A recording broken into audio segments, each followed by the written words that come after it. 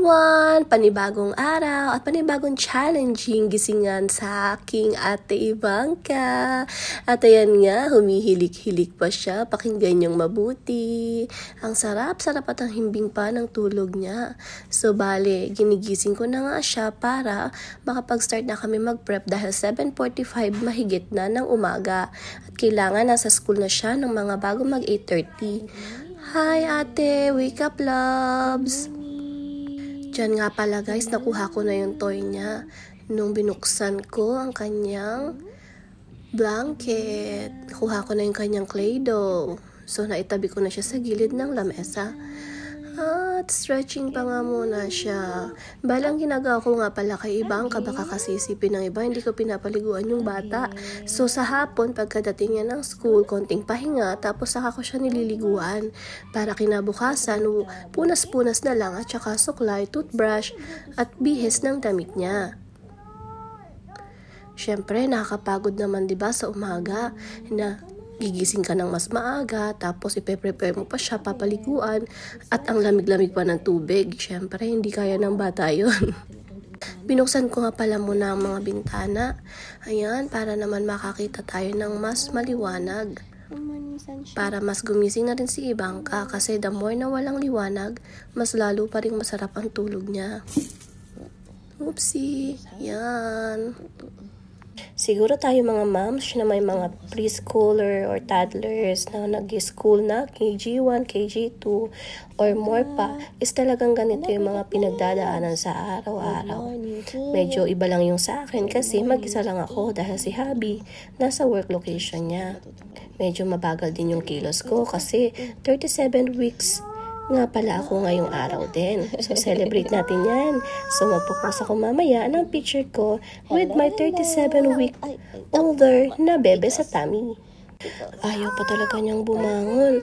Gustong-gusto pa talaga niyang ibalik yung kumot. Oh my goodness, ate!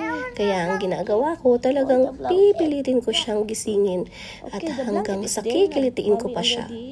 Habang kinikiliti ko nga siya, ay umikot muna ako at naghanap ako ng kanyang isusuot na planchado ko na ng pangbuong linggo.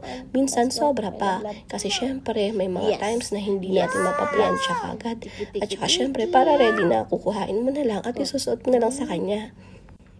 Yan. O, diba? At yan, maya-maya pa nga, ay napilit ko na rin siyang bumangon. Gusto pa nga niya magpa-braid, kaso tinatamad na ako mag-braid. Hinahanap niya yung braid talaga. I want braid. Sabi ko, meron sa likod. Di mo lang nakikita. All set na si Ivanka. Yan, at lalakad na nga kami papunta sa labas para ihatid siya sa baba. Kasi nandun na si Tito Atan waiting for her. At ihatid na siya sa school. Pick upin muna natin yung kanyang lunch box or lunch bag. At ayan, nagmamadali na naman siya. Ganyan naman siya pag umaga, pagkatapos ng matagal naming gisingan. Ay ayan, ganadong-ganado na rin siya. Gusto pa nga niya pindutin ng leave. Kaso hindi pa niya talaga abot. Medyo mataas kasi yung pagkakalagay nung ng pindutan. So ayan. I'm going to school. Let's go! Pababa na rin nga pala kami. At ayan, nakita niya na si Tito Atan. Hinahanap niya kanina sa taas. Go down properly, ha? Careful. Tito Atan, good morning! Good morning! Goodbye kiss naman si Mami. See you later, loves!